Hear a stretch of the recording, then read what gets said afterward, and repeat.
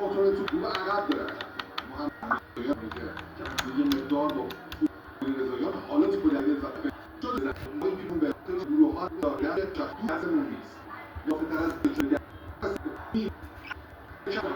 داره داخل پای خیلی خوبی رو میزنه محمد خان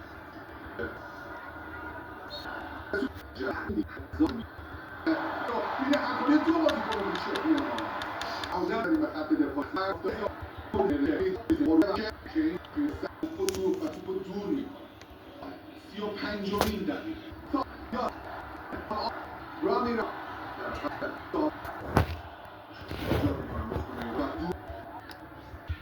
لایه های دفاعی رو خوب بستن بازی سرهای زیر کشور ارسالی مثل با درخت اونا بالا میره برای قبلی نیمکت قربانی نرسه به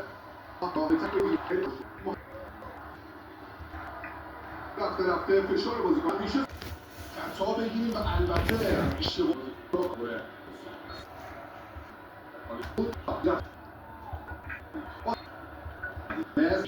سایت فوتبال برتر شرکت کنیم و کافی عدد شماره 5160 البته با این معلوماتی که من نوشته بودم برای بازیکنان ما و کارت زردی که نزدیکشون میشه میتونن این کار رو مزاحمت ایجاد کنن. این دقیقه بازی شد خطا بگیره